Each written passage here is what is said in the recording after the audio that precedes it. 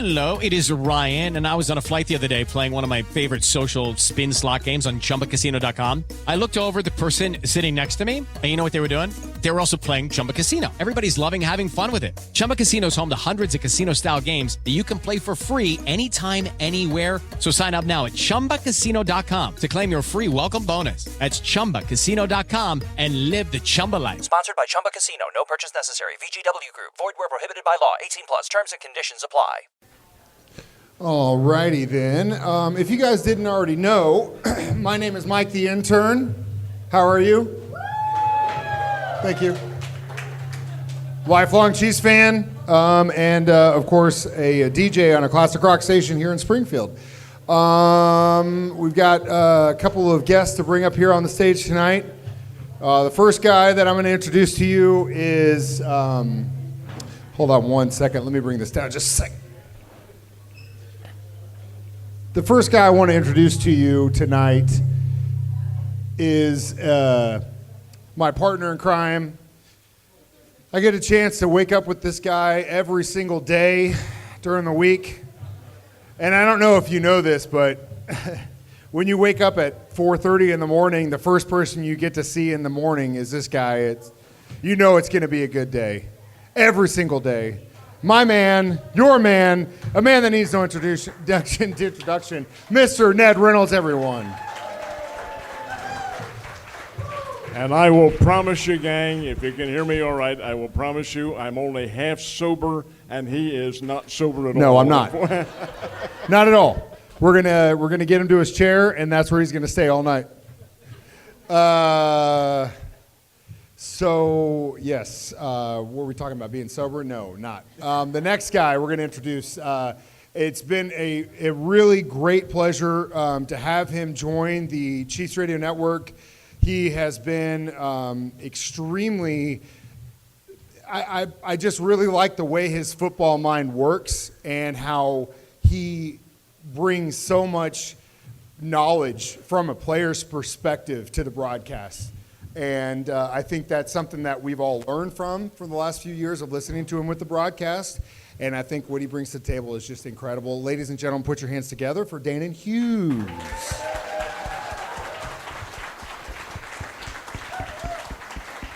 And I told him we were going to wear matching Hawaiian shirts, but he didn't wear the same one. But maybe that would have been my fault. I don't work well with others. That's on my resume. Well, he was like, yeah, we'll wear Hawaiian shirts. That's cool. And then he wore a way better one than I have. So anyway, thanks a lot for showing me up, Danan. And then this next individual, I'm sure you guys don't really need me to sit up here and talk a lot about him, but we love him. He speaks for us as fans of this team. He is our voice. He is the voice of the Kansas City Chiefs. Ladies and gentlemen, put your hands together for the one, the only Mitch Holtis.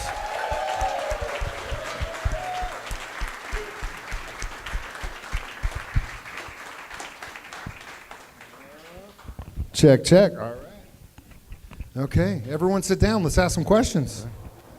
If we're ready to go, I'll tell you a little bit about Mr. Hughes over here, Danan Hughes, who does nothing but outstanding work as a color broadcaster, which, folks, trust me, is not easy to do. And Danan does a superior job of it. But there's a reason why he does it so well. Number one, he's an ex-player, went to Iowa, but we'll forget about that. But he's a Jersey guy. Forget about it. Who died and left you, boss? Pizza, some Master Strolly. Come on, man. Forget about it. New Jersey is about a postage stamp size state, but he's from North Jersey, and I'm from South Jersey. The difference is the North Jersey guys, that's kind of the family, and they're rich, and they have a lot of money and all that. And us South Jersey guys, we're nothing but frickin' farmers, man. This is really great. Guys, thank you. I do want to take a second or two to introduce to you a gentleman who's been my partner in crime for, I'm not going to tell you how many years, but it's been a long, long time. He's sitting right over here to my left. He and I worked together for the Bears on the Bears Network for 20 years. I'm sorry it doesn't exist now, but this is one of the top broadcasters, not just in the state, but in the country. If you will, welcome Mr. Art Haynes right over here.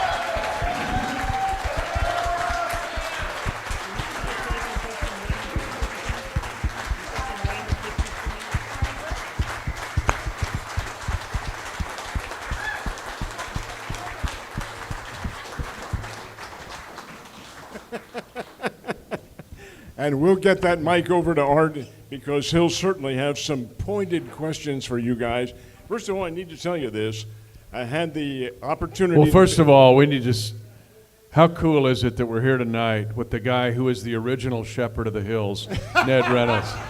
He brought a new joke. Everyone, he brought a new joke this year. Let's go. I was gonna say he was the original bald knobber, but you know. And he hangs out with Yakov Smirnoff way back when. So, I mean, that predates Wilson's Creek. That was 1861. He was way ahead of that. So. Ladies, I apologize to you for all this, but you son of a bitch, I told you not to do that. He told me, he said, Reynolds covered Wilson's Creek. Hell, I covered the assassination of Abraham Lincoln for him. Yeah, you did the pregame show for that. That was weird. Then Art Haynes is at Macadoodles. We're at Macadoodles tonight. So, yeah, no, it was... All right, gentlemen. Not to say that Ned goes way back, but... Way back. And Mitch and I have had the opportunity, as a matter of fact, to work on a number of Missouri Valley telecasts, and it's, trust me when I'm saying this, it's been a great pleasure because this is one of the ultimate pros right here. And as a matter of fact, folks, I wonder how many are aware of the fact that, was it last week or 2 weeks ago? Last week, he was named as the Kansan of the Year. Give him a big round of applause right there.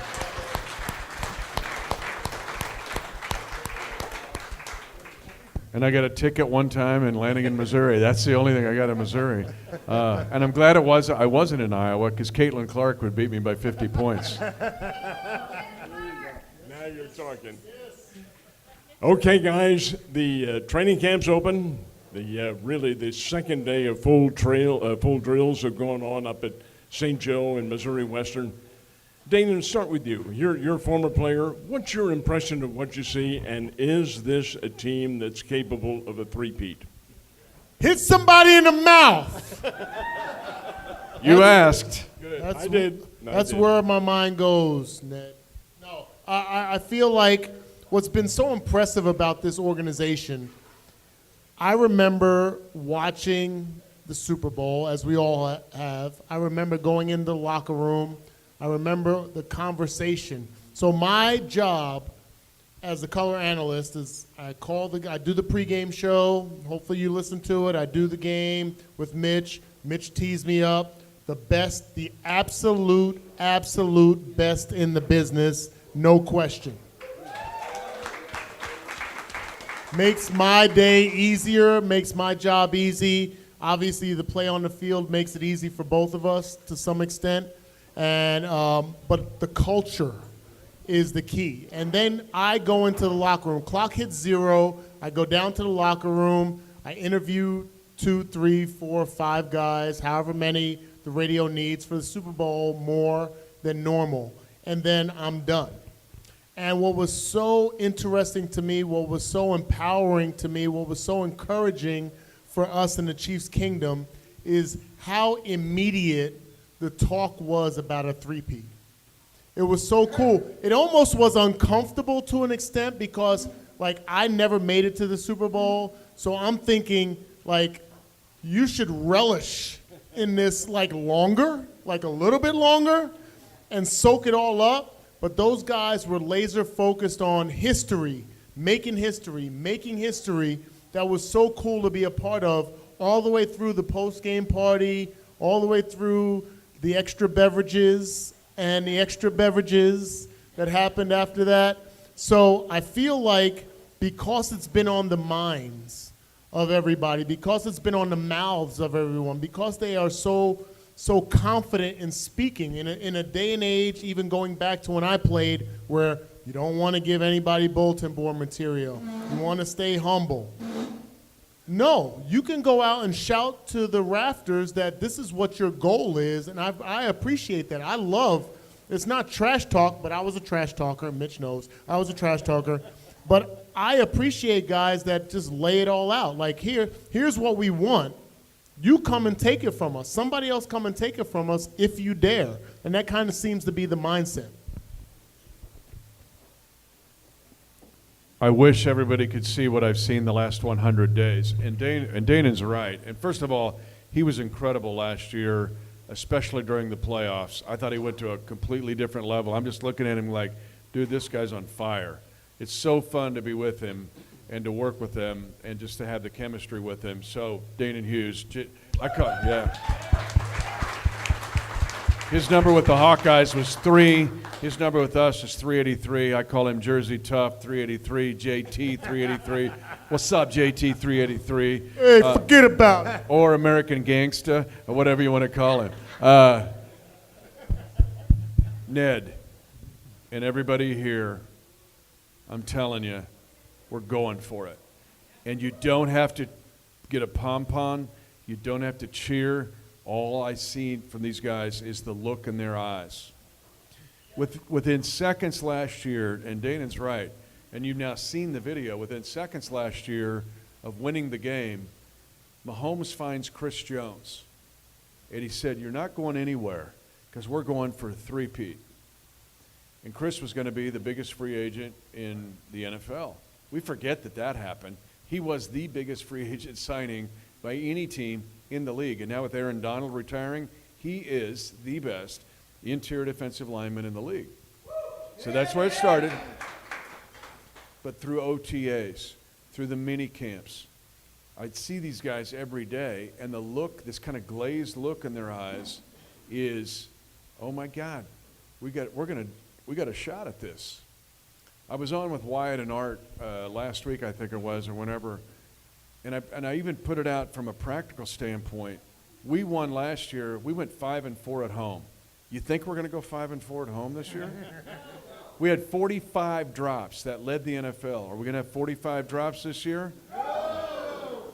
We had the most offensive holding calls in the NFL. Who knows? No, listen. Questionable. We were minus 11 in the giveaway takeaway and won the flippin' Super Bowl. That usually adds up to like 6-11. So my point is this. You add that in, the look in these guys' eyes, the fact that the third level of the offense is back open for business, everybody. We are back open for business. Your favorite hamburger stand is back open again, because if you've seen Hollywood Brown this spring and you saw yesterday's throw to Worthy, the back end is open up again like 2017, 18, and 19. And yet, we still have all of the other stuff because we got Kelsey working the middle, and we've got Jared Wiley, who added it to TCU's the best tight end ad that we've had since Kelsey, and then Noah Gray's ascending.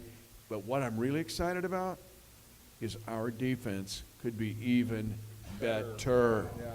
I'm just telling you straight up. But what they do and how they do it and the fire they're coming with, that look in the eyes, not just in Mahomes. Because go tell Mahomes nothing's ever been done, and then watch how he reacts. But the defense is the same way. I mean, from Justin Reed to Trent McDuffie, not only Chris Jones, Karlaftis is way better right now. Drew Tranquil, I think, is going to take a jump up. I'm just telling you, I'm not setting up here. What I've seen since we won that Super Bowl is, heck yeah, we got a chance for a three-peat, and we're coming after you strong. So just to piggyback on, we had this conversation before we started this. It feels good, especially watching the first press conference that Mahomes gives after training camp. He's not talking about accolades. He's not talking about the ring. He's immediately, last year sucked. I hated it. Everything that we did didn't translate. They all feel that same way? Yeah. That's why I'm saying there's a hunger because champions, first of all, there have been 8 previous back-to-back Super Bowl champions. We're the 9th.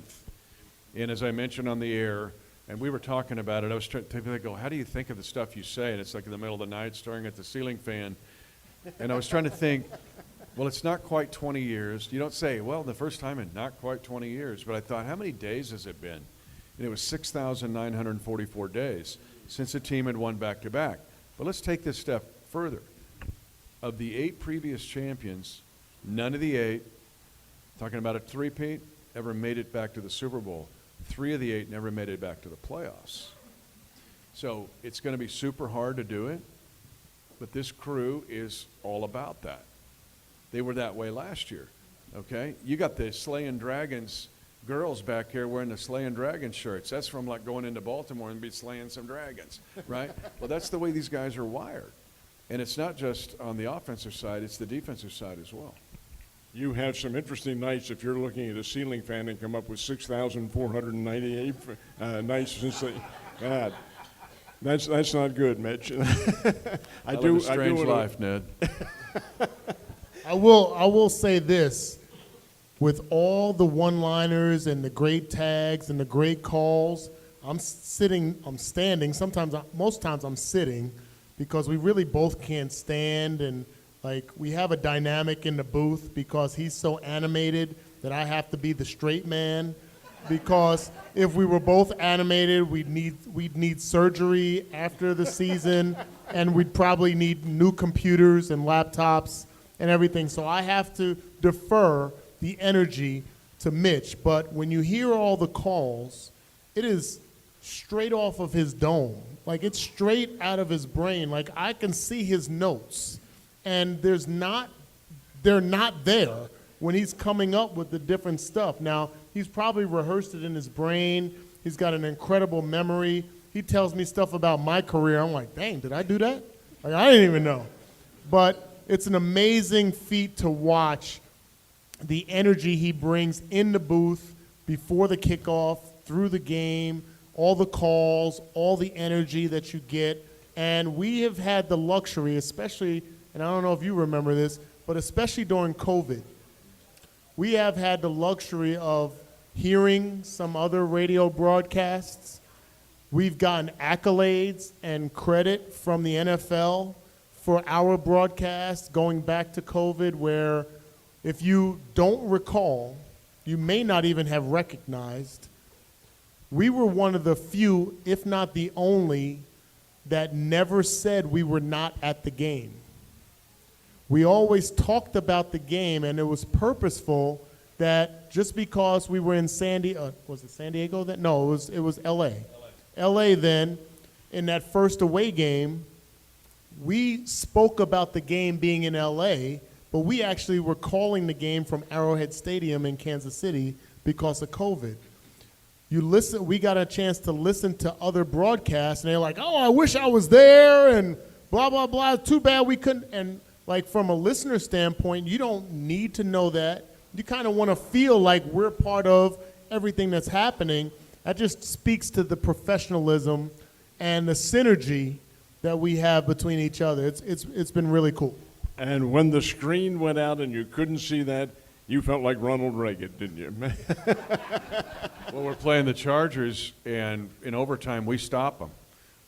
So we get the ball, and this is the old rule. So we go score, we kick a field goal, we win. And we're driving to kick the field goal. And again, we're like, Danan said, we're trying to be where all of you are at every week. Is that in your woman cave, like the slaying dragon sisters back there, or are we in your car? Where are we at? We're at your lake house. That's where we want to be. That's where we are with you. And in this instance, we wanted to make you feel that way, except our monitor went out. We went to tone him. So now I'm going to my iPad, and I'm freaking out because I'm thinking I'm going to make this up like Ronald Reagan doing old baseball games like in WHO in Des Moines in like 1929 or something. And so my pants, he's cool and calm. He's like, yeah, what's up, man? I don't know. And I'm like, he came back on. It felt like 30 minutes. It was 30 seconds. But then I think I filled my pants. But anyway, it was crazy, but it was awesome. We talked about it in his article. If you can find it, I retweeted it. If you want to follow me on Twitter/X, you can. But I thought that Barrett Media did it, and it was a cool article with Danan. And I thought this is really awesome. So I retweeted it. If you go to my Twitter page, you'll find it. But it's just that rhythm. But what Danan and I, because Danan's awesome because he understands all of you. And we're really with you every time we go on the air. And it's cool to come to this because I'll see people that come every year. And I'm thinking, what are they doing on this game day? And where would they be? And I think that's part of the magic of it is we're sitting there with you trying to bring you this game and to give you all of the drama and all of the excitement of that game. That's why I get a little crazy. Like he's looking at me like, man, you speaking in tongues or what? But it's not contrived. And when they put that GoPro cam in there, I forget it's even there. But I just want you to know it's real. But it's honestly, we think of you because we want you to experience that game than what we're seeing. Speaking from a fan's perspective, and I'm the biggest Chiefs homer in this room, that is the legitimacy of what you guys bring, because no other broadcast understands that us as Chiefs fans, the Chiefs Kingdom, we're suspect. Been through some really bad times. We don't. Why you got to bring up my years? We don't. But we're it's these East Coast fan bases are trash. West Coast fan bases are trash. We are still kind of got that suspect level to us in the way that we approach things in legitimacy. And that's what you guys deliver. Because if it wasn't legitimate to us, it wouldn't be the same thing. And that's in the presentation. And that is the way you guys do it. And that's why it's so special. Because I think that if any one of us in this room had the opportunity to sit in either one of these guys' chairs, we'd do it exactly the same way they would. At least that's the way I would do it. That's the way I want to do it. Right? Appreciate that. First of all, I thought your therapy was going better than this. It's some days. These two are on a date night some right days. there. All right? They're on a date night, and they're going, when's this over? Because they got a room. And but they were saying their therapy is going really well. But yeah, to feel the emotion of the game and to feel what all of you are feeling. And Danan, as a former player, to make that transition to feel that, what you're feeling, it's a gift, quite honestly. But I think that's part of we bust our butt all week long, 7 days a week. Once we start camp, we're in it now, and we're rolling. Yep. But we do all that so that all of you are going, okay, we experienced that game like we were there. That is the quintessential broadcaster, just as Mitch explained to you. You have to overcome all obstacles and forget about your surroundings and make it something that's amenable to the public. And these guys do just a sensational job. Now, I'm going to put the pressure on you guys. Had the opportunity to visit with Governor Parson at a 4th of July parade over in Marshfield. And I said, well, Governor Parson, are you going to be at the Chiefs rally? And he looked at his, God. He's in the UK, isn't he? Belgium. Yeah. He's on He's in Belgium. junket. He said, I'll be in Belgium. And I said, well, that's just a few miles east of Christian County. You can make it over in time to be there. And he said, look, I want you to tell Mitch and Danan that I have been there present for every single one of the Chiefs' Super Bowl appearances. I can't be there now. I can't be, and just geography being what it is. But I'm holding the two of them personally responsible if the Chiefs don't get there.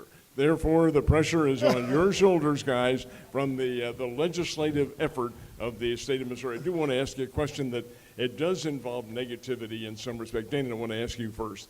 There have been, I'm sorry to say, and you guys would agree, some negative moments this year with Kansas City. The unfortunate incident at the parade, and then the auto accident and so forth, and then another guy being kicked off the team for domestic abuse, whatever it was. Does that have, in your opinion, Danan, as a former player, any carryover into the next year as far as the players are concerned? Great question. I feel like it comes down to culture. Like, we all are diehard fans, but let's face it, the Todd Haley era was dysfunctional, to say the least. Right? And You had to bring that up. My therapy was going okay. he brought What's he up doing my these days playoff anyway? record. No. And I feel like had those things happened during those times and that window of time, which some of them did, you would have seen a spiral downward. And the culture that we have now is drastically different. So I'm not trying to shed light on domestic violence, driving with weed or whatever, car crashes and this and that. I always say there's no such thing as a dumb athlete. There's just athletes that do dumb things, just like we all have done. They get amplified because it's 24-hour sports networks and so on and so forth. But we can all honestly say, whether we want to say it publicly or in the quiet of our own homes in front of the mirror, we've done some dumb things as well that had we switched lanes at the wrong time, had we not put on our blinker or whatever else, we could have been in the same circumstance. So, like, I'm real with that, but to speak to your question, the culture that Clark Hunt, Brett Veach, Andy Reid have created, I am not going to say that there's nothing that would force a spiral, but I don't think those things are capable of derailing this locomotive. Like, they have such a focus and a goal-oriented and accountability with each other from the superstars. You can't even call them stars now. They're like global stars now, all the way down to the practice squad guys, that if you have a branch that kind of flares out, it's not going to make the tree look any better. And I think that's the coolest part of experiencing that and seeing that I'm like, you know what, this, like, we will be our own best attribute, and we could possibly be our own worst enemy on the field when you talk about the 40-plus drops and all that. But from a uniformity standpoint, there's nothing greater than being a part of the culture with the Chiefs. And that's not me, like, I don't work for the Chiefs. I work for the radio station. I'm a former Chief. Like, I'll see the bright stuff, but I can also see the dim stuff, like I just talked about with the Haley era. Like, I'm going to shoot you straight. And there's not going to be any sugarcoating. That's what I see with this organization, that tells me that if there's any kind of flaring out by one individual here or there, it's not going to derail this locomotive. Andy Reid is underrated. Historically, he's underrated. He's really close to getting on Mount Rushmore of the NFL coaches. I'm telling you. And I mean Lombardi, Hallis. He has 26 postseason wins. Belichick, who's stuck in the mud right now, right, at 31. But Andy may pass him up. Andy thinks he's brilliant. He's super smart. But the two things that he does the best are, one, he understands the human spirit. He's amazing at it. He grew up in L.A. He went to a school that was multicultural. In fact, he was one of the minority guys on the football team as a white guy. But everywhere he's been, he extracts from those experiences. And so he can relate to our players. But here's the second one, and this is what I think Danan is saying. He handles flashpoints better than any coach I've ever seen. What flashpoint you want to deal with? Last year, we lost to the Raiders, and they did not complete a pass in the second, third, and fourth quarters. I was sitting there getting ready to go home, staring at my steering wheel, going, what just happened here? O'Donnell didn't complete a pass for 3 quarters, and we lost to them. Andy goes, I'll fix it. We'll fix it. Where else do you want to go? The year before, where one-legged Mahomes is trying to, like, figure this out, Andy goes, we'll fix it. We lose 6 out of 7 games in 2017 because Marcus Peters has gone off the rail. Andy looks at me in the eyes. He goes, I'll fix it. I'll fix it. I can't tell you how many times in this now going into 12 years with him, he has said, I'll fix it. We remember the trophies and the rings. What we forget many times is how tough it is and the flashpoints that happen in every season. And Andy Reid's the best I've ever seen, and this is part of the culture, at fixing it. And that's why we have a shot at winning 3 in a row. Amen. You brought up defense, right? Of course, we re-signed Drew Tranquil, which is amazing. Nick Bolton, amazing. Justin Reed. We got Deuce back there, but we got to hold a fill because we lost someone that was part of that success. Now, in my opinion, I thought the two of them working together was what made them so good. So will we be able to do that again? Okay, to say, and Shamari Connor is the guy that's primarily in the role that L'Jarius Sneed had. And I'm telling you, he's a pretty good player. I think where he's at, all right. I think where he's at. Nailed it. I do too, buddy. With Me you. too. I'm with you all the way. If you're going to get to me, you got to get to Danan first. So, but I don't worry about that part. There's things I get concerned about this team. We can talk about those in a minute. But defensively, this team up front, Karlaftis is better. When you look at our defensive line, it's such a great rotation of guys led by Chris. But Mike Danan is probably the most underrated player in this entire team. You mentioned Bolt. Leo Chenal is ascending. He was great last year. He's the guy that poked the ball out from CMC to get that fumble out in the start of the Super Bowl. And then the DBs. Brian Cook is back. Brian Cook's a badass, and he's back. One of the things we underrate about this team, there's so many underrated stories about the Chiefs. And one of the biggest is the class of 2022. Those defensive players who are 43-0 in the playoffs. That's McDuffie. That's Karlaftis. That's going right down the line. That's Brian Cook. That's Najee Johnson, who's back. People forgot about him. That's Leo Chenal. That's Jalen Watson. That's Joshua Williams, who had an awesome pick today of Mahomes, by the way, on a blitz by Shamari Connor. All right? He blitzed Mahomes and forced him into an interception. I wish you could have seen it. You're like, yeah, that's it. I'm feeling you, dog. So that's an amazing class. I said this, I think, a year. You would hire all of them. You'd hire all of them. You would work for all of them. And that group are lug nuts on a wheel of this defense, which I think last year they were second in the league, basically scoring defense. And when you look at total yards, but they're going to be even better. I'm telling you, the defense is, because those guys become the kind of centrifugal force of that group, and they're going into their third year.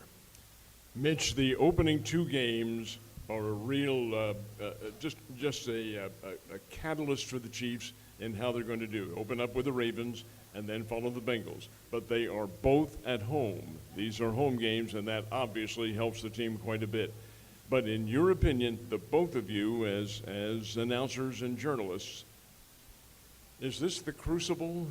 Once they are able to hurdle these first two games, is that a barometer as to what they're going to do this season?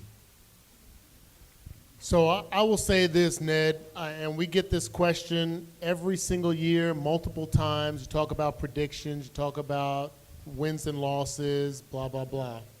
And I've answered the question every year pretty much the same since Patrick Mahomes took over. If God spread his hands across the landscape of the NFL and there was not one injury that was had in the NFL across the entire landscape, would you want to face the Chiefs in the playoffs? And I would ask every single team that.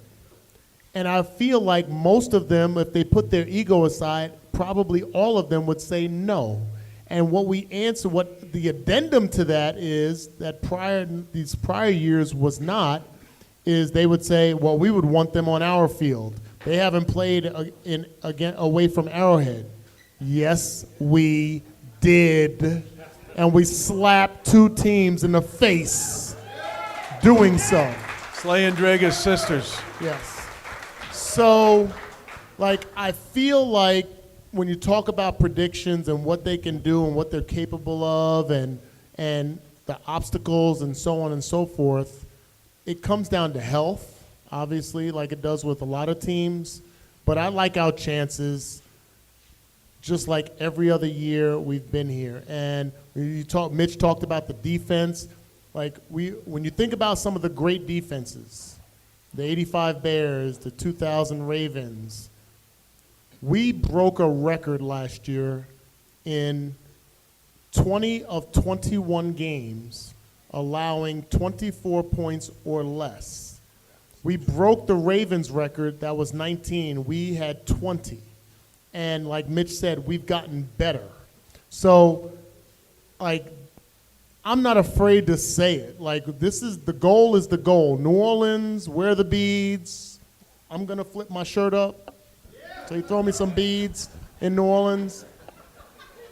Mitch is with me? No. I got a new wicket. And we're going to get another Super Bowl. How about that? There he goes. And hey, Well, and Ned, let me say this. We have played the toughest schedule in this league for 5 straight years. 5 straight years, we've had the toughest schedule. And last year's run to the Super Bowl, led by the Slaying Dragon Sisters, was the fact that DVOA, I mean, it's by a metric, it was the toughest road to the Super Bowl championship ever. And so we have a tough schedule again. Okay, let's go. That's fine. And that's just the way it's going to be. The fact that we've won now, we've had 11 straight winning seasons, is tough to do in the NFL. When you draft last, you have the toughest schedule. And the fact that there's a 17th game now, and that 17th game is against the NFC, and it's against a 1 seed. You're playing, or a 1 team, our number 1 team from the year prior. What it has meant, because you talk about having Baltimore and Cincinnati start, and I think the Cincinnati mayor shut his mouth this year. The fact that, or I'm going to come back with the guy that's got the shirt on. You can doubt the Chiefs, dislike the Chiefs, and disrespect the Chiefs. Love that shirt, buddy. But every week matters. Every week matters. That's part of the awesomeness of the NFL. But people ask me, in this winning that you've done, this was national, it was on NFL Network, what have you learned about the NFL, or how has it changed? And I said, because every week matters. There's 1 seed. There's 17 games. It could be Cincinnati in week 2, or it could be Atlanta down later in the year. It does not matter. Every week is so gigantic, and that's why the NFL is so popular, in my opinion. there's the answer, too, from a broadcaster who has done 1.5 zillion games. But I do want to ask you folks to indulge us for a second, because this is a broadcasting-oriented question. You guys were faced with, from a meteorological, I'm sure as hell not a weatherman, a situation in which the game time temperature was below 0. You know what I'm talking about. Miami Dolphins are in, fans are hurting out in the stands, so forth. How did you, the both of you, I want you both to answer this, how did you prepare physically and mentally for that game? So for me, I've always been, even when I played, I never wore sleeves. I was always kind of focused. I wanted to show kind of some kind of toughness. I'm a sandwich short of a picnic, so that's also kind of a factor in it. But that was the coldest experience I had ever been a part of. Like walking from my car to the door was like I was walking the Green Mile. Like it was the worst ever. And so to think about the guys on the field having to endure it, but it's also a game about the mind. And a lot of times I bring myself back to my playing days where it was cold. We played the Indianapolis Colts in the playoffs. It was cold. We played the Steelers cold. It was cold days. And I remember sitting in my locker like, I'm not going to be beat by something I can't control. Like, we might lose the game, but I'm not going to be beat by the opponents, and I'm not going to be beat by the weather. And it's a mindset. You got to be a little twisted. I get it. I know it. I've experienced it. But I feel like, and I am privy to sitting up in the booth 3 hours before the game, doing the pregame show, but I'm watching guys come out. And I'm seeing, we got binoculars up there, I'm seeing guys' faces. I'm like, he's done. He's done. It's a wrap. And so, like, I'm picking apart the 47-man roster or whatever it is, and they're coming from South Florida. They dug their own hole. Yeah. Because had they won the week before, they would have been elsewhere, right? So it's their fault. But you could tell by the faces. You remember the Jamaican bobsled team in Cool Runnings? Right when they came out of the airport and you saw them stop and you saw their faces? That's what those guys look like. And so you just knew it was just a matter of time. You had to endure the game. The worst part of it was walking to the stadium and walking from the stadium to my car. But the cool part of it is, because I can't tailgate before the game, I get to tailgate after the game as the cars are bumper to bumper leaving. I pop my trunk, smoke a cigar, got a few cocktails, and I'm watching everybody leave. So I become one of the idiots that's actually sitting outside in the cold, which doesn't make sense. Wait a but minute, it kind of hold brings on. me back to the. Who all went to that game last year? That's it? You went Everyone to it? else is smart. What We're the did only you- ones? What did you We're wear the only to the ones? game? Tell the folks what you wore to that game.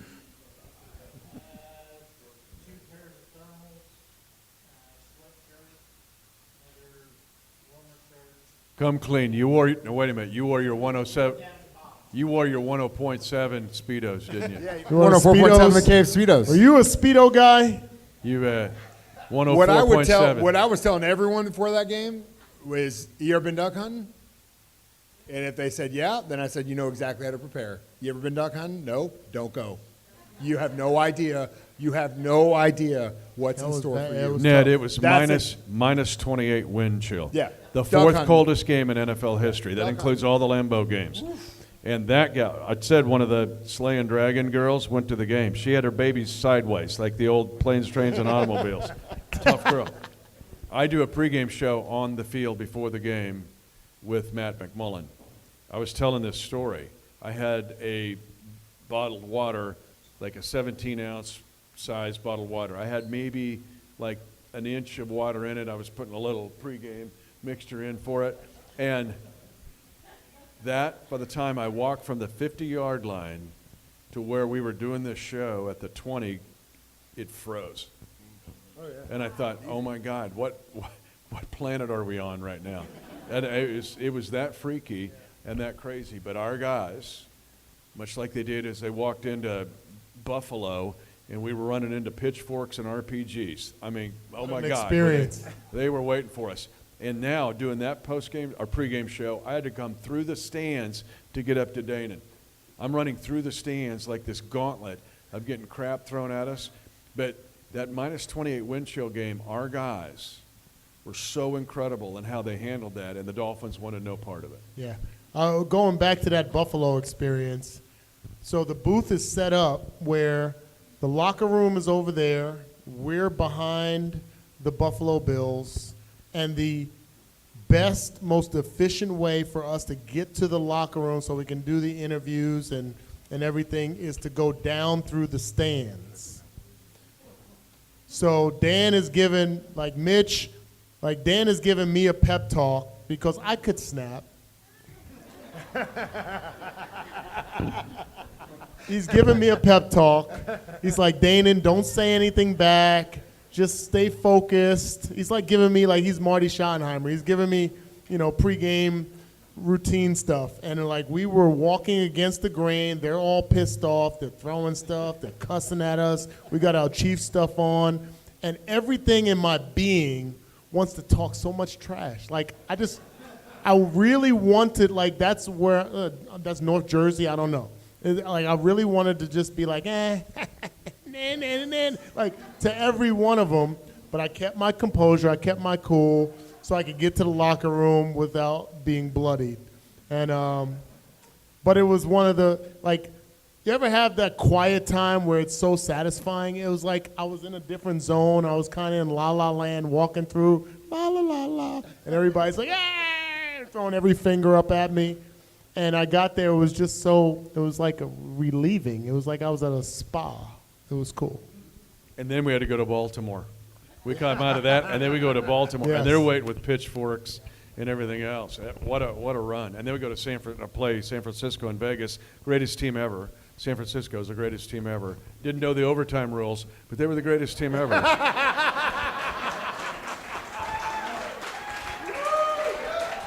Oh my God, the look on Pat's face. Oh, yeah.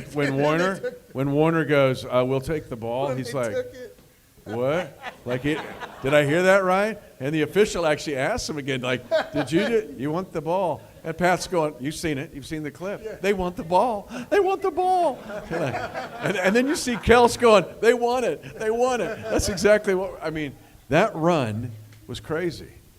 And so our guys are battle tested, not saying we'll do it, not saying we won't, but I'm telling you, we're going for it. And you can put your head on the pillow tonight, or you guys on your date night. I don't know where it's going to happen, but just know that we're going for it. One last question before we open it up to everyone else, and I just wanted to ask you. We make a big deal about Coach Andy Reid and all of us that remember the Haley years and everything else that happened up until that point, and then the change of the culture. Something I think that actually helped him was bringing Spags into that. And I think he's just as crucial. And we talk about people that are underestimated. We need to take a second and talk about that guy for a second. I think Steve Spagnuolo has done an amazing job of rallying guys in a different way than I've ever seen a coordinator do. I had the luxury of attending Justin Reed. He does a celebrity softball tournament or a celebrity softball game at the Monarch Stadium in Kansas. This is the second year. Spags was in attendance. Most of the defensive players were there to support Justin Reed. He came down to the dugout. He interacted with everybody. You hear the guys talk about Spags differently than I've heard them talk about coordinators. Normally it's about the head coach. And so that just tells you, it speaks to the attitude, the understanding, and the love that these guys have, and the appreciation that they know that he has the best out for those guys. And you would run through that brick wall for that kind of coach. I've been in that locker room. I've been a part of questionable situations where you sat there and was like, why did he call that play? Why did we do this? Like, why didn't we stick to the run? Why didn't we, open up the passing game like we talked about all week? You never hear that when you talk about Steve Spagnuolo and this defense. Every single week, those guys are 100% bought in to the game plan, and there's never any bickering or any side conversations that happens. That tells you about what his imprint, his footprint on that side of the locker room. And that's very tough for me to say, Ned, because I don't like defense. I'm a wide receiver, so I got to go to that counseling that you're talking about. I know. It's that dude's counseling. It's good. As inventive and creative as we are in offense, which we are, we're the most creative team probably in football, for sure in the NFL. We are also that creative on defense. Patrick got tricked today. We threw Patrick today, and it's hard to trick him. We messed him up. And he threw an interception today because of Spags' the stuff that he does. It's very complex. He needs one of the things about our defense, and Spags uses this, and Danan knows this, our corners tackle, okay? Our safeties cover. Our linebackers can play like safeties. And Spags uses that to his advantage to torment these quarterbacks. He had Lamar Jackson on his heels last year. He had him rattled, which is really hard to do. And Brock Purdy tried, man. He was grinding, but we even threw that last little series of stuff we threw at Brock Purdy, threw him off his game too. I'm going to add something, though, that's maybe a little bit obvious, but Matt Nagy getting fired by the Bears and him coming back to us was a way bigger deal than anybody realizes. Yeah, and here's why. Do you realize in 2017, remember, Patrick didn't play that whole year. He apprenticed up until the last game with the Denver Broncos. Guess who his caddy was that whole time? This is Tiger Woods playing practice rounds at Augusta, and his caddy was Matt Nagy. Patrick swears by Matt Nagy. He, like so many stories here, is very underrated in our success.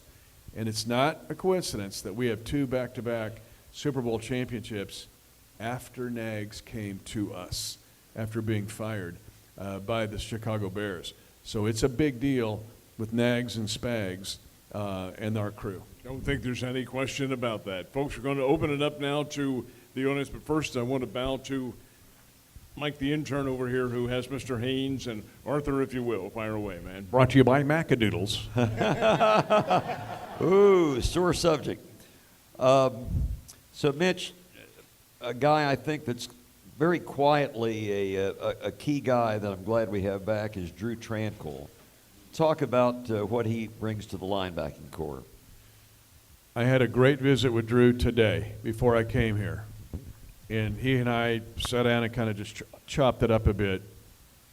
He fits what I just said about Spags.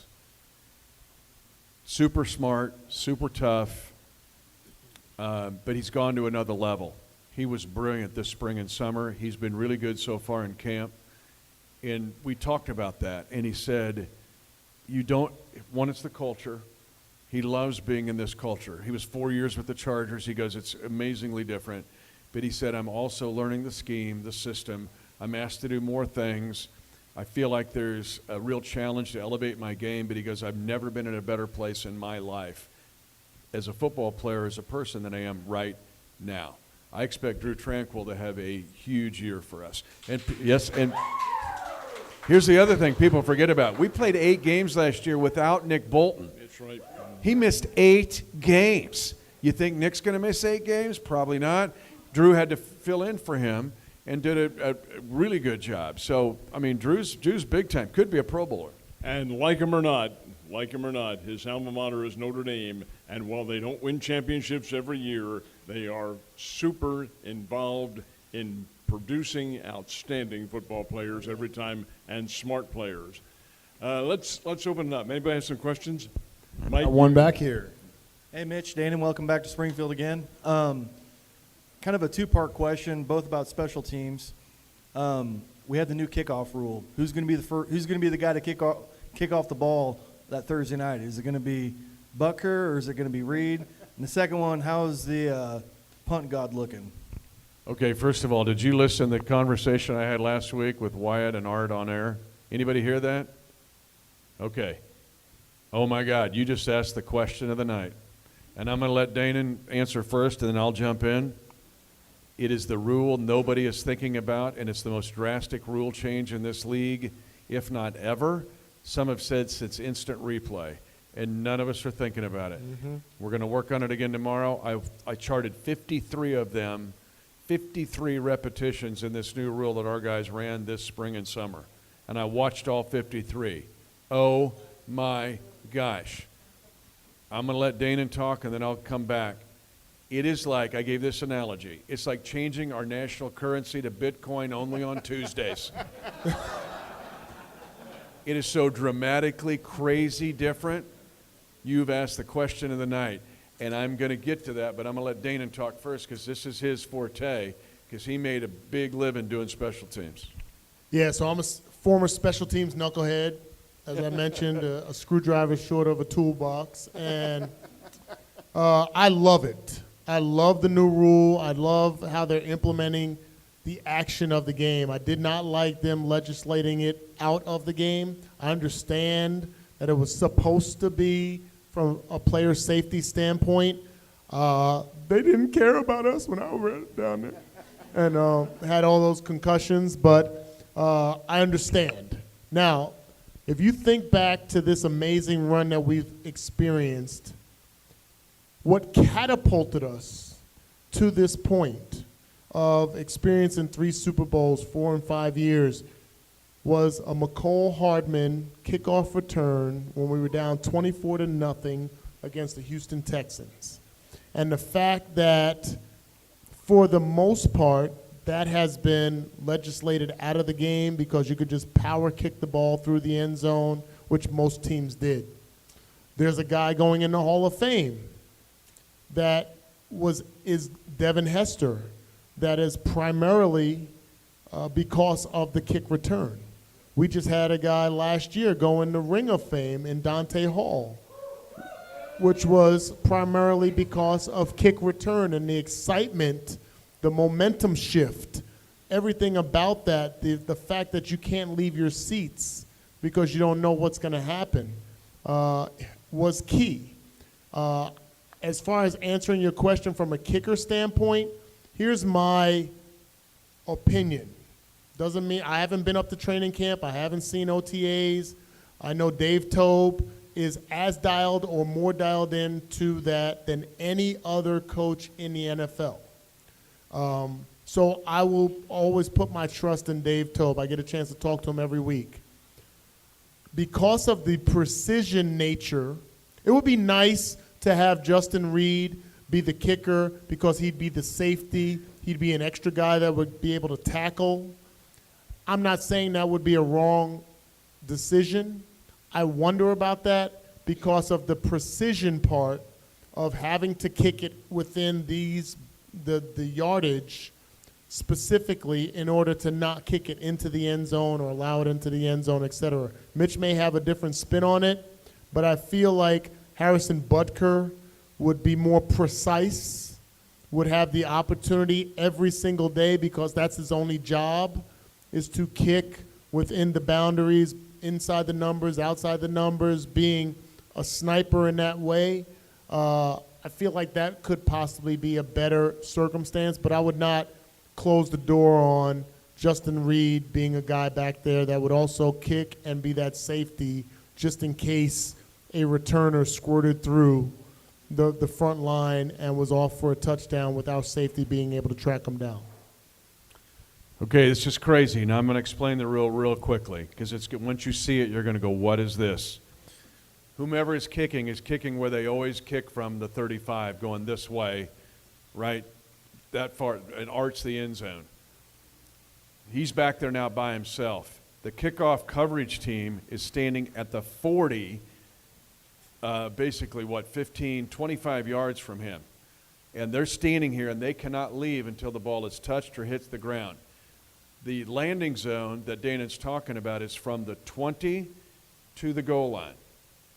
If the ball goes into the end zone, like everybody was doing the last several years, it comes out instead of the 25 to the 30, and that 5 yards makes a big difference. I'm going to tell you why in a second. Okay. If the ball lands at the 21, it's coming to the 40, dead ball like it's out of bounds. It could be straight in the middle of the field. If it's at the 20 and a half, dead ball, it's going to the 40. That's death if you're going to, it's like kicking it out of bounds. So I watched Butt do this, and I'm going to agree somewhat with Danan because he can be the most accurate.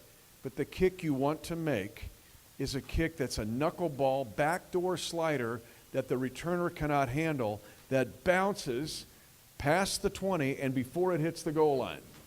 Because if it does go into the goal line, it's coming to the 20. You're going to gain 10 yards or 20 yards if you can kick it squirrely into that landing area. Butt's trying to learn. He's accurate, but he's kicking returnable kicks.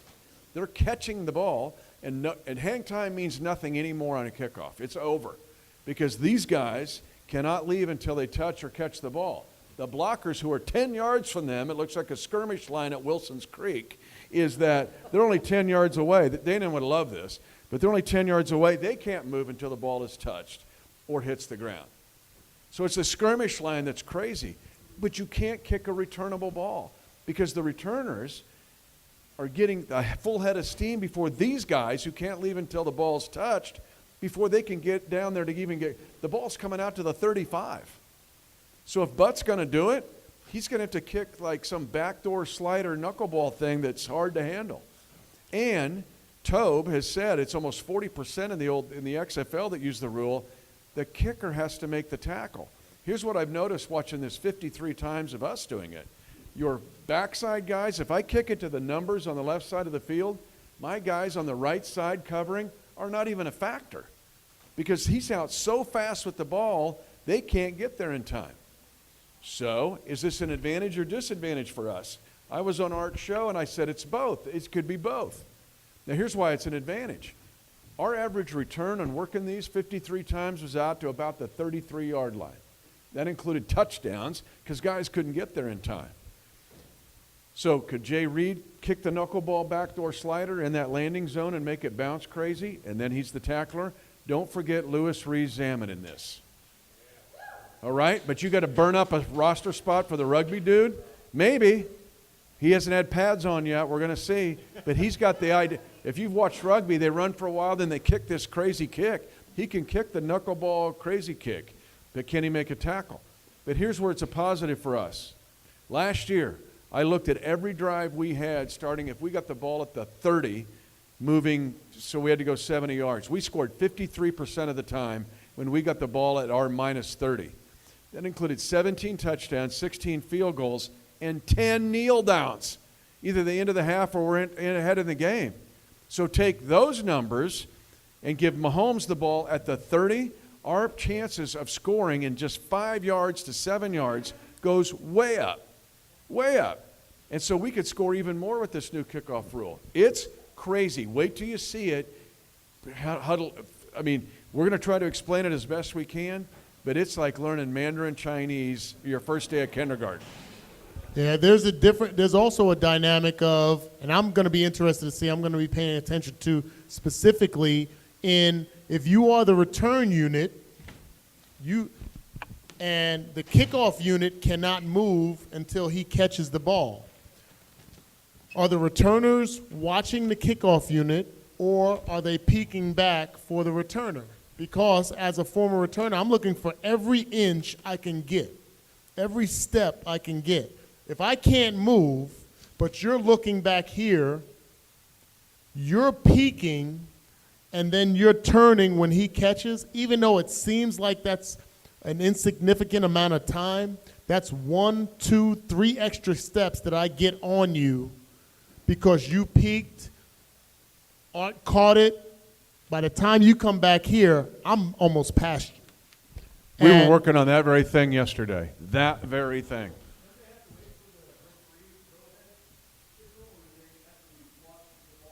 No, they watch the ball. It's either going to catch it. They don't wait for a ref. Yeah. It's Now, the smart guys will look at the screen. Here's the other big piece of this. The returner, like Xavier Worthy could be a really good punt returner. Watch his punt return against BYU at UT. But you know who your kick returners are on this? You know who was ahead of his time? Him. Danan Hughes would have been the perfect kick returner under this rule. Because you want a guy that's got some thickness to him. So that didn't come out right, did it? I know what you mean. I know where your mind's at, lady. Come on. So, and you guys got to get to your room. A guy like Nico Remigio, you're going to hear a lot about. He might make the team because of this kickoff rule because he looks like Danan. He does not look like Dante Hall in this rule might not be, or Devin Hester wouldn't be maybe as effective as like a running back receiver hybrid who's got enough speed but enough power to bust it out because it's going to happen quickly. And then they break a tackle and they're gonzo.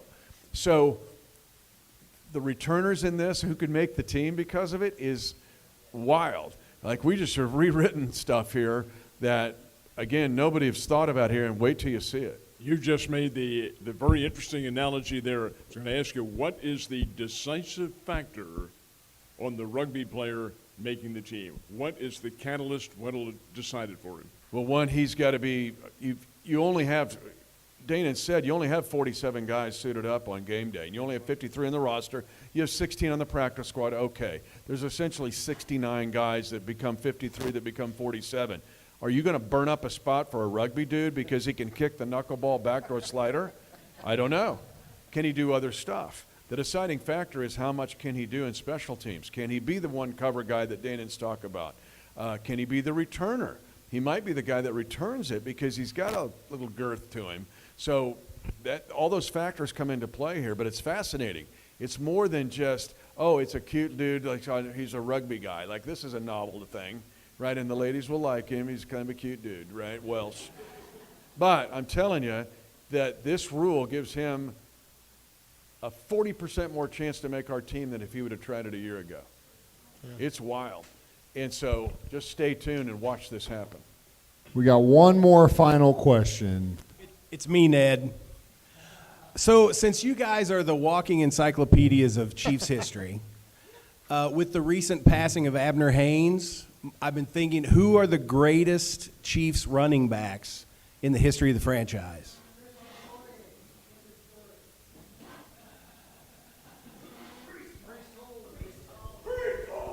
And I thought the toughest question of the night would be you'd ask something about this. Cool it, man. The stadium. But you didn't, so we're not going to talk about it. Good.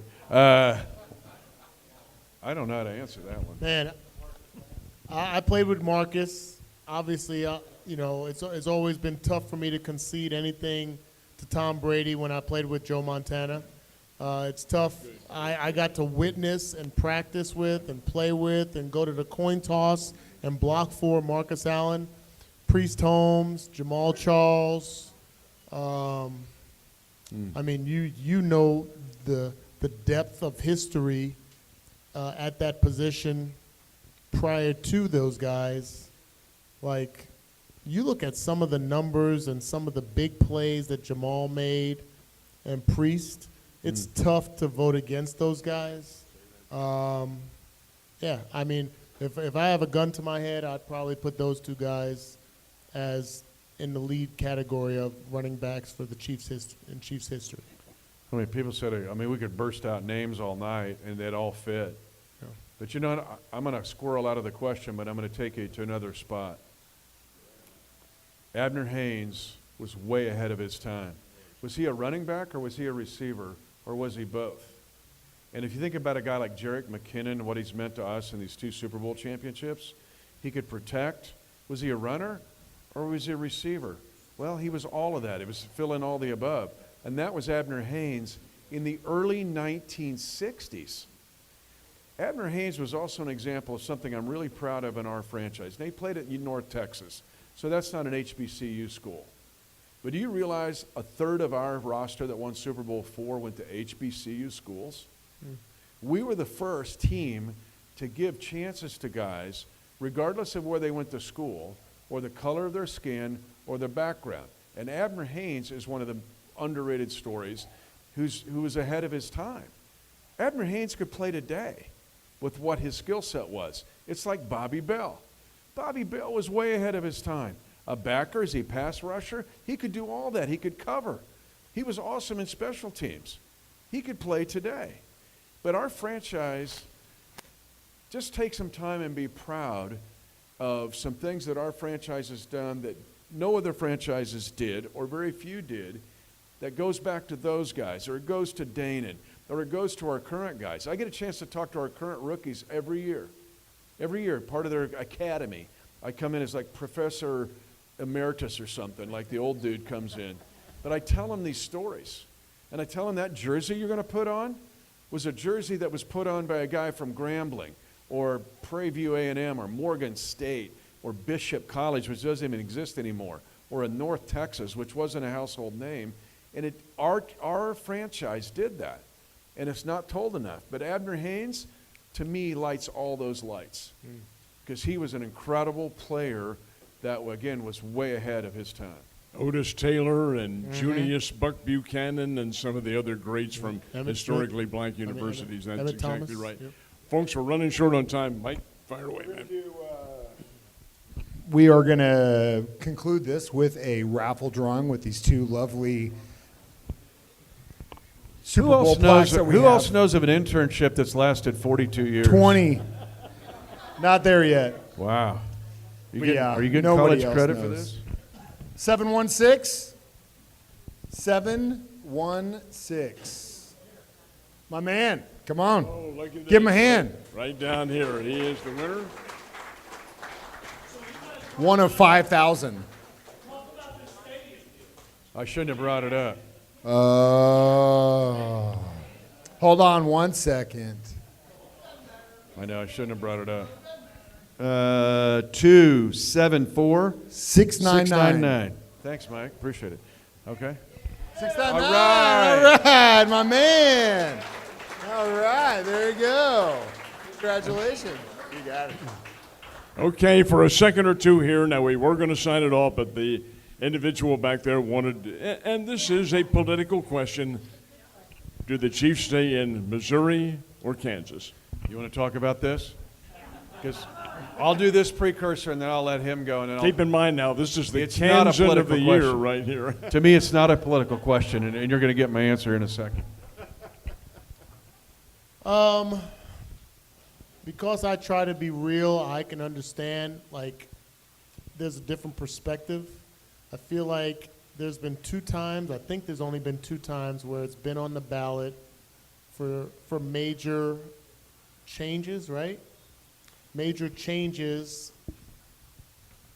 that are necessary at Arrowhead Stadium. We have the luxury of seeing every stadium in the NFL the nuts and bolts, the behind the scenes, the food areas, the Wi-Fi, everything that you have to deal with if you are a fan.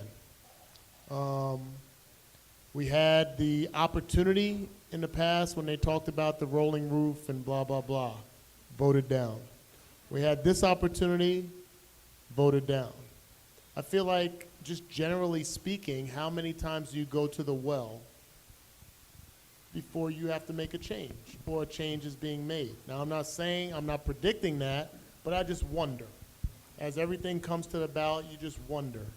Then when you talk about the bonds and everything else that the state of Kansas put together, things like, I remember Dr. Tony Evans, a great preacher, said things don't become real until they become personal. That's one of those things where now it's becoming real, where the money is showing. So I think it would be, I love Truman Sports Complex. I think it's the greatest venue in the league from an experience, the tailgating, the space, the access in and out, even though some people can be frustrated. Trust me when I tell you other stadiums do not have the same luxury. The Raiders Stadium, I hate to give them credit, but the Raiders Stadium, because of the access of walking over the bridge to the strip, like there's a convenience there that is not the same around the NFL. But like when you put all the pieces on the table and the history, like I would understand. I would understand. We're in such a unique time right now in the Chiefs Kingdom. We've never experienced, none of us have experienced what we're experiencing now. And the fact that we have to look at the next 50 years. I don't think it's a political issue. And if Mike was here, and I think Governor Parsons done an amazing job. I really think he's been an amazing job, and it's not been easy, right? Talk about pot shots being taken at a guy. He's been very strong. But we also have to think here that maybe it's both.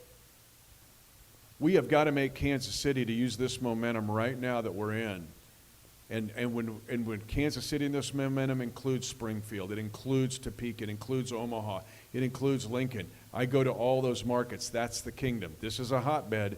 That's all those areas. But we have a chance now to seize an opportunity to become the Mecca, basically, for our country, and using the momentum of this franchise and these players. Does that mean that the stadium will be in Kansas or Missouri? I don't know. But what Clark said today is we're looking at all options. And the fact that it's not, he didn't say this, it's me. If there's some curtain that is there at the state line, that will be only a detriment to us as we move forward. And that doesn't mean the stadium will be on one side or the other. We have to have our minds clear to think there could be something on both sides of the line. Think outside the box here and thinking about making Kansas City, where we now have both sides of the line with 4 or 5-star hotels. We can host a Final Four, whether that stadium's where it is now, or if it's in Kansas, or something's in Kansas, there could be some part of both. That's not Clark saying it. That's not Donovan saying it. I'm just saying for all of us, the worst thing we can do is to put up some curtain or saying, if it's in Kansas, I ain't going to no ball game. Or if it's in Missouri, screw you. It's not 1858 anymore. This now we have become the hub of the sports area in our country. They're watching Mahomes and Kelsey. They're watching all of us, and they're going, maybe that's a cool place to live. Maybe you can have a Final Four there, a Super Bowl. We got to do a bunch of stuff to do that. And Danan, I love Arrowhead Stadium. Oh my gosh. But we've done nothing to build around it. Yeah. But did you catch my point? Yeah. So, okay. Kansas, Missouri, okay. What if it goes somewhere else? To another. What's the possibility of it going somewhere else? I think very low. Here's why. Now, I got to be careful what I say. It's very low. First of all, we act like the Chiefs are our birthright. Lamar Hunt moved the team here in 1963. It changed everything. We had the A's, they sucked. They were here 13 years and they were sixth placers. They were brutal. We had nothing. The Chiefs and Lamar Hunt made this a major league winning city. All the names you were throwing out, the Chiefs were winners. They were winners in 69, actually. They were winners in 66, playing in Super Bowl I. It brought and elevated the whole region. Now, but Clark loves it here. He loves the team being here. He loves what's going on here.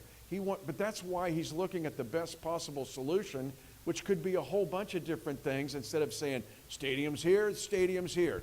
Think about going into the 22nd century and what we could build throughout the entire metro. This could be a whole big encompassing thing that's beyond of what we're thinking about here. And that's the way Clark thinks. He doesn't want this team to move at all. And I don't want to say that, don't put this out there publicly. The Royals would be the one if somebody came swooping in with a gob of cash and said, because Mr. Sherman also has to look at other investors, including Pat and Eric Stone Street and others. If they came swooping in, if Nashville came swooping in with a big pile of dough, and it would be, then I think that would be, I don't think that's going to happen. Mr. Sherman doesn't want to leave, doesn't want the Royals to leave, but it's not the same with the Chiefs.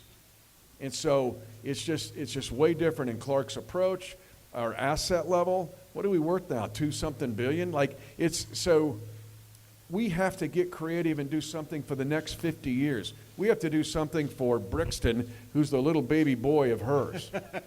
Because he'll be 50 and we'll be long gone. What are we doing for them? And so that's part of the remodel, which would be a 25-year deal maybe, or we're going to do something that's 50 years. And that 50-year deal could be not just, oh, the stadium's going to be here or here. There could be a whole bunch of things going on throughout the whole metro. That's the way we have to think. And so it could get exciting, but what we can't do is put up barriers or be negative about it or make it like our political world where everybody's just picking at everything and we get nothing done. So we can't have that, or we'll lose what we have as momentum right now, which is the best situation we've ever been in ever in the history of this region. And what Mitch said, folks, kind of relates very much to how we live in this country. We are united, we stand. Divided, hey, put it on the floor and sweep it up as ashes. We are going to call a halt to our evening because it is getting late, but in deference to, and I'll use Mike the Intern here as my reference, on the air the other day I said, you know, one of my ultimate goals as a broadcaster, I'm a former Navy corpsman, is to take my blood pressure cuff that I have at home and put it on Mitch Holtis's arm when he says, touchdown Kansas City. Now, come on up here, Mitch, if you will. Folks, traditionally, we end these sessions with this call, and if you will, Mr. Holtis, center stage. Okay, I'm gonna have some help here. I'm gonna bring up the Slaying Dragon sisters. You're gonna be right up here with me. They've just had babies. They just have had stuff going on. Come on, you're gonna come up here. Come on, you gotta get up here, Come on, girls. Let's go. You're all gonna do it with me. We're going for it, folks. And I'm not Guys, saying- give them a hand. They made their own shirts for We're going tonight. for it. I mean, I didn't even do that. So they're slaying. Do it with me on 3 and belt it out so they can hear it in El Dorado Springs or Baltimore or Cincinnati. With me on 3. 1, 2, 3. Touchdown! Kansas City! Let's go. 3-peat. Thank you, Mitch. Thank you, Danan. Thank you to our wonderful sponsors. Thank you to all of you who keep coming back here every year and helping us do this every year. Without you, it would not happen. And go Chiefs! It is Ryan here, and I have a question for you. What do you do when you win? Like, are you a fist pumper, a woohooer, a hand clapper, a high fiver? If you want to hone in on those winning moves, check out Chumba Casino. Choose from hundreds of social casino-style games for your chance to redeem serious cash prizes. There are new game releases weekly, plus free daily bonuses. So don't wait. Start having the most fun ever at ChumbaCasino.com. Sponsored by Chumba Casino. No purchase necessary. VGW Group. Void where prohibited by law. 18+. Terms and conditions apply.